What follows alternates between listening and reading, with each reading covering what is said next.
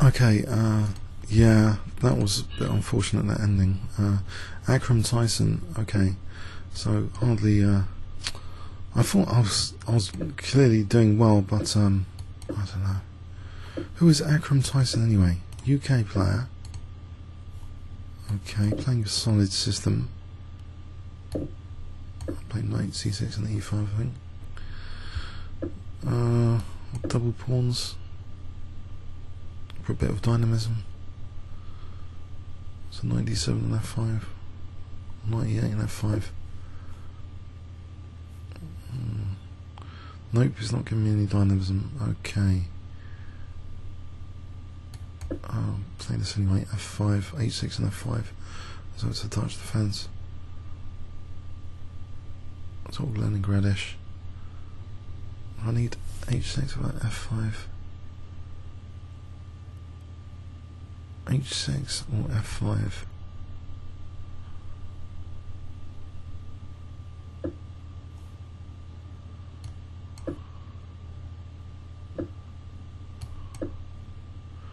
Sort of transposition into this kind of Dutch Leningrad. If I play bishop e5 here, or d takes, doesn't look that solid. D takes.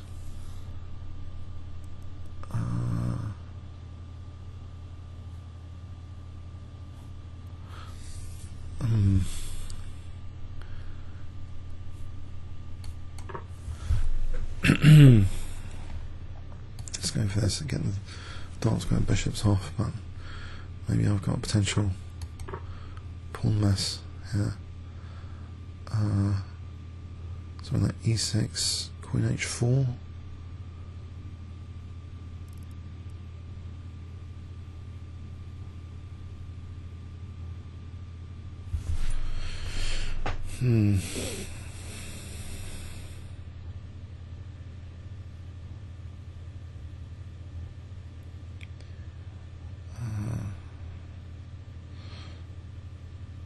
Oh, that was such a mess, that previous game. Oh dear, oh dear. Anyway, okay, so e6 here.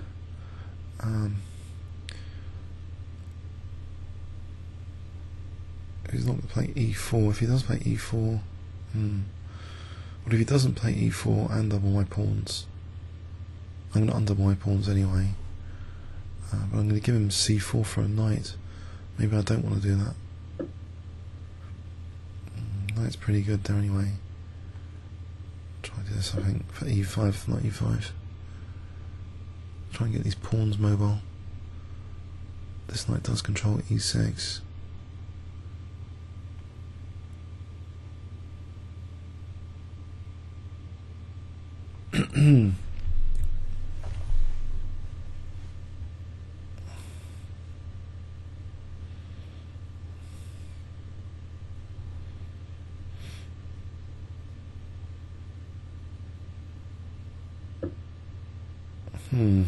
That's not very nice. Okay.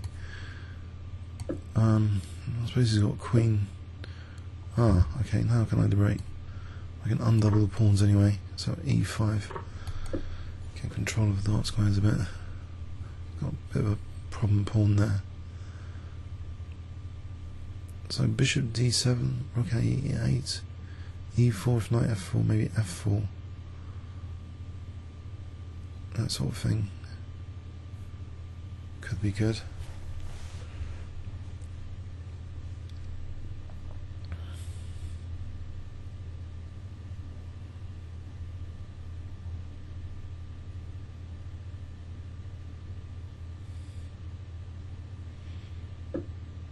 Okay, so bishop d7 here. c5, maybe c6. Queen c3. I've got rook e8. Justifying connecting rooks, really. Okay. Keep this rook protecting the queen. G5, G4, try and decentralize the opponent. H5, Queen G5, that sort of thing.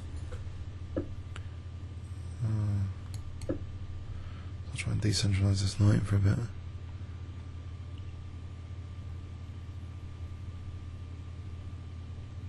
keep control of d5 square with c6, so there's no rook d5.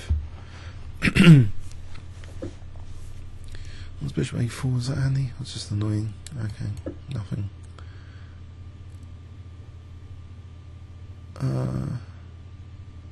So h5, queen g5, or just queen g5 immediately? Queen g5 immediately. e4 doesn't do anything. So he protects e3. Or maybe not knight f1, maybe there's f4. The idea of f3.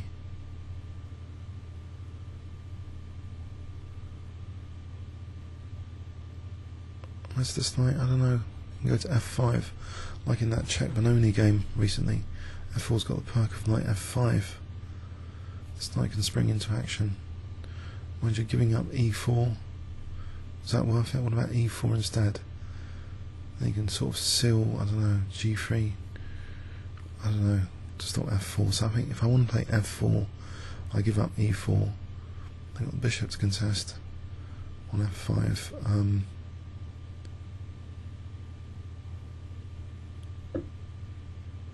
Okay, so f4 here. There's knight e4, queen g6, knight c5. Not convinced. e4 does look like a space advantage. If I got a knight to e5 later, but how?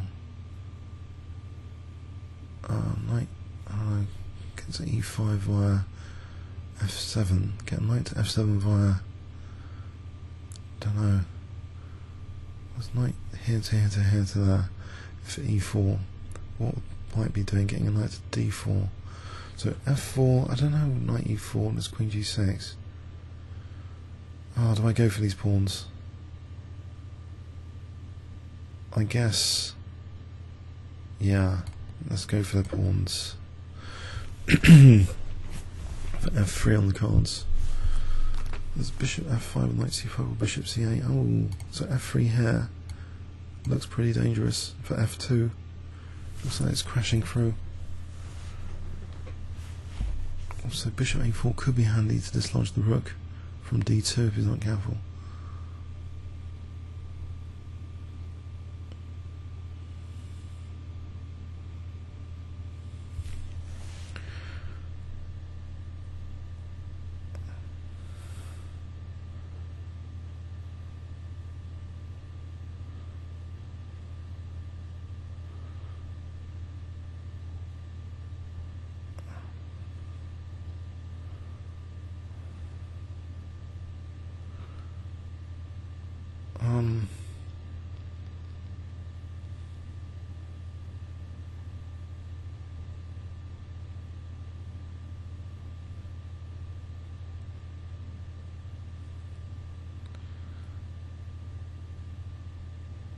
Okay, king h1.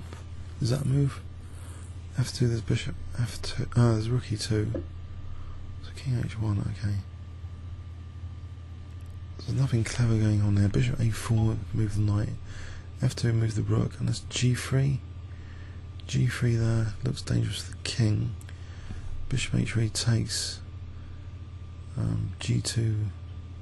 Bishop g2. That looks dangerous for the king. These pawns, I'll go for them.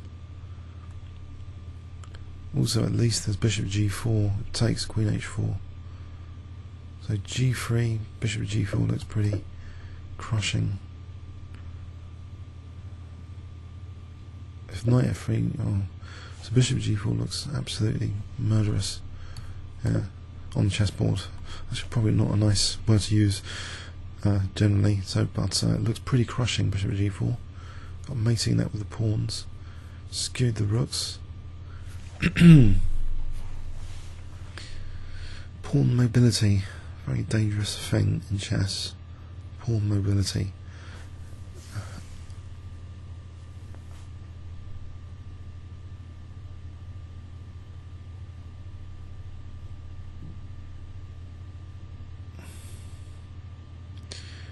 Is that better? What about queen h5?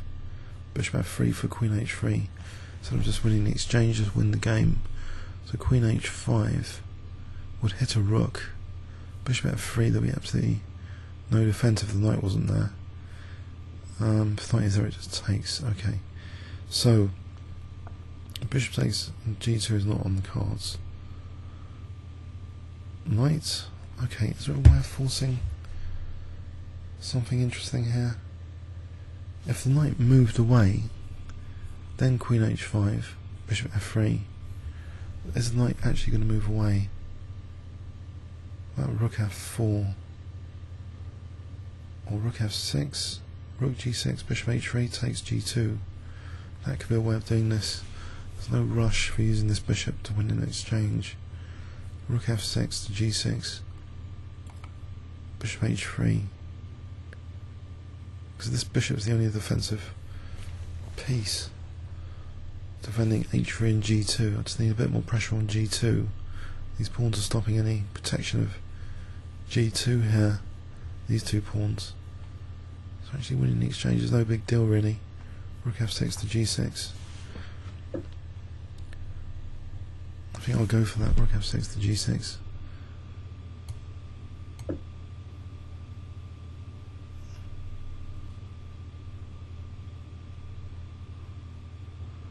And bishop h3.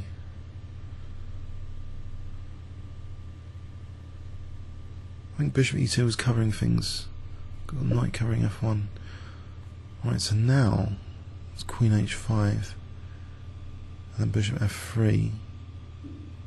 If the knight doesn't go back, bishop f3 actually just takes. His rook's protecting, so something more sensible would be just rook. Actually, that's not working yet, so rook g6 for bishop h3.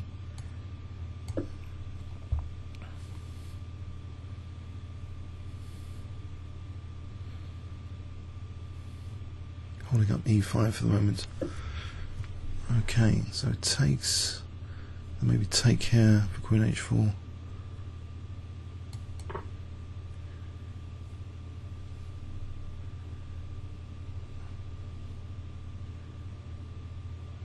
So this mating net is more evident now.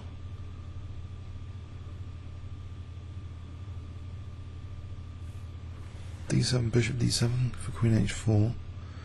Otherwise, maybe bishop d7 for blockade for queen h4. If it takes g2, it looks pretty much okay. Rook sack time. I guess I'd have to take the rook. Queen takes. Bishop g4. Well, actually, what about after rook f2, bishop g4 anyway? For queen h4, queen h2. Wouldn't that just be unstoppable? Even better. Bishop g4. How does he stop queen h4? Play queen h4. The rook has to move. Yeah, it looks pretty grim for white. Judging from the last game, people are like getting out of everything. I don't know. I thought the last game was just so crushing. Oh, he's resigned here. Okay. Alright, so 31 moves there. Okay, that's a more convincing win than the last game. So pawn mobility with the dark square bishop coming off. Pawn's quite mobile here. Dangerous. So f4 a bit controversial, but now it works out. It's just king's had it here. It's king safety's gone. Comments or questions on YouTube? Thanks very much.